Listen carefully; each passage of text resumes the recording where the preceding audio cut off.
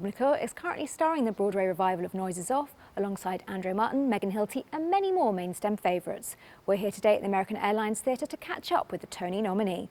Rob McClure, thank you very much for doing this. It's my pleasure. Noise Is Off. Noise Is Off. Bit of a classic that you're doing here. Terrifying. Are you enjoying it? Oh my God, it's a perfect comedy. It really is. It's one of those scripts that you just look at it and you go, we just have to do what's here. Don't mess with it. Just get this right. Because what Michael Frayn has written is a masterpiece, really. And when you see Act 2 on paper, it's mind-boggling how he achieved it. You just wonder how he did it. And when I got to meet him when he came to previews, and he said one of my favorite things, which was, he said, I said, how did it feel seeing the show again? And he said, I was reminded that it's very easy for me to sit at a desk and write, he falls down the stairs. But I don't think about the poor bastard who's got to fall down the stairs. Which is a good point. I mean, how have you found putting your stamp on the character of Tim Allgood? You know, I think what I was going for, hopefully, was sort of a loving tribute to every overworked stage manager I've ever worked with. Well, it's become legendary. I mean, you were incredibly well reviewed for all those tremors. Spoiler alert, yes. The second act. It's become a thing. I know. And that wasn't even, I mean, that was one of the few things that's not in the script. Yeah. That was sort of a preview discovery. But, you know, I think it's fun in a show that is primarily actors portraying actors to be one of two not. I'm one of the few not playing an actor. So to get him to feel like an everyman, sort of a not a theater person, so he's not outgoing, he doesn't like talking in front of people, was fun to take on, and sort of he is one of the people who really truly proves in this show just how far anyone, including stage management, will go to save the show. The show must go on. The show must go on. Now, your director, Jeremy Herrin, yes. He obviously did Wolf Hall, everybody. Now he's gone to Noise Is Off. Bit of a tonal shift. Yeah, there. But I mean, you obviously, we know you can do a British accent. You did it in Chaplin. Yeah. But you were all doing British accents. I mean, how was that in the rehearsal room? Was it a bit disastrous to begin with? How did it go? We were very lucky to have this amazing dialect coach named Liz. She's brilliant, and watching her switch back and forth between all the regionalisms. And they're very specific accents. Very in the show. specific, yeah. and you know, I think people, you know, we emailed Jeremy Herrin before we even began, and everyone said, like, where do you want him from? And what's funny is his first instinct on Tim was like, what do we think about Yorkshire for Tim? Which is the hardest one. It's so hard. It's the hardest one. It's so hard. So I'm at home reading a line like, we've only been on the road for a month. And it's like, been on the road for a month? I can't like, do it. what is that? Better Been than on the I road could for do. a month? No one will know what the hell I'm saying. So I'm like working on all this stuff. So I get to rehearsal and I start doing that. And Jeremy's like, it's great, but no one's going to know what you're saying. No one will understand. So we sort of shifted it to sort of a Southeast London sort of thing, and now people know what I'm saying, but you still get the sort of class differentiation between him and the rest of them. Do you have any quirks to get you into character? Anything backstage? Do you have any exercises? The first thing, you know what's so funny is I spend most shows sort of ramping up, and Tim's first entrance, the first thing they say to him is, Tim, are you awake? Like, the worse I look, the better. So I'm actually stage left, rubbing my eyes and trying to get myself to yawn and messing up my hair and sort of like undoing all of the waking up I've done that day, just so that on my first entrance the audience goes, ooh. Are you enjoying doing play? Because you're obviously very well known for musicals. Are you enjoying doing the play? Very much. I love plays. I really do. I think. Are they easier to do? They're not easier. The stress comes in different ways.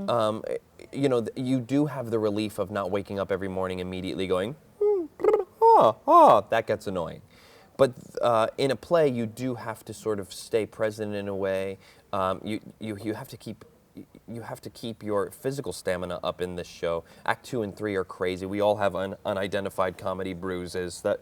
It's so interesting. You get like this huge welt somewhere, and it gets worse and worse, and you go, I don't know what that's from. And then 3 months into the run, you walk into something on set, and you go like, oh, that's the thing. That's when I'm doing that.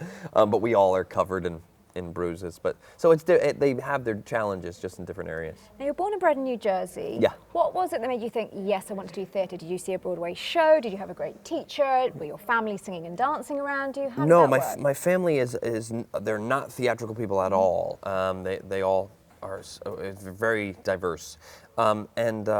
it was actually, I did it in high school. I did Anything Goes, my first show. I was Ching of Okay. the of unpolitically correct Ching and Ling. Long before they were politically correct Luke and John, I was Ching of Ching and Ling. Big Boss Cup and spoil game, take away cards, offensive. Yeah, it was horrible. But then a friend of mine told me about a play that they were doing at the Bergen County Players in Oradell, New Jersey, this little community theater, about killing people and putting them in meat pies and people eat them. And my 15-year-old brain was like, that sounds awesome. So I went, first I auditioned for Toby, and I didn't get it because I sang Stars from Les Mis, true story. But then I went back and I saw it, and the surprise ending in Sweeney happened, and I cried for an hour and a half, and I ran across the street to a payphone and told my mom the whole plot. And I saw every performance of Sweeney Todd at the Bergen County Players in Oradell, New Jersey. They gave me a cast jacket. I wasn't in the show, but I got a cast jacket. But it was that thing, by the end I wasn't even watching the show anymore. I was watching the audience watch the show, because it was that relationship that I was sort of falling in love with, the live manipulation of people. To get them to buy into what's happening in an emotional and invested way. So what advice do you have for kids out there who maybe want to get involved in musical theatre? I think just do it. Just do it wherever they'll have you. When I was a kid, I was doing it at community theater in school, in the basement of a church, and just wherever they're putting on a show, and we'll have you in it. Because if it's awful, you'll learn what makes it awful. If it's great, you'll learn what's making it great. And there's lots of education from learning from other performers. And I think that's important initially, is sort of learning what you like, what you love about it. I remember I wore out the 2-disc Jekyll and Hyde concept album with Anthony Warlow. Okay. I thought, this is just the most extraordinary thing. But then the mistake comes when you start to emulate the performers you admire. Because if they want Anthony Warlow, they're going to get Anthony Warlow. They're not going to get me at 18 to sound like Anthony Warlow. So it's when I started to distance myself and try and figure out what it was that I was going to be, that then I started to work. Because the longer you sort of try to become the second somebody else, you're wasting time not figuring out how to become the first you. And that was really the moment where I started to work, is when I figured out who and what I was. Now, you met your wife, Maggie, doing Grease, didn't you? And you were Doody, right? Doody and was Frenchie. Yeah. So are you going to be watching Grease live? Absolutely. Oh my God, absolutely, yes. Would you do one of those live shows? Would you love Bring to it do it? on. Would you- Oh my God, I would. What's your dream live Oh my show? God. Oh, that's so. I doubt they're going to do Sweeney Todd for Christmas. No, they're not. They're not. And that's not, they're not. But those are so great. Aren't they great? And I think, in our community, sometimes people are like, oh my God, this is so crazy. How are they doing this? This is nuts. The fact that there is a need for an annual live televised musical. Well, this is an extra on This Is Fox's, so oh you've now got 2 networks doing it. It's so amazing. thrilling. I love that that there are people all around the country who want to see this. And I was just proven last weekend at the first ever Broadway con. They just flocked. People flocked. Now, we do like to talk about dream roles just sort of quickly. Yes. Norm Lewis very famously told everyone for years, including us, that he wanted to play Phantom on Broadway, got the role. So what are your dream roles? What would you love to do? My main dream role, and it's very, very far away, but I will dream of it until it happens, is Ebenezer Scrooge. Really? I think it is the ultimate sort of character arc to go through in an evening.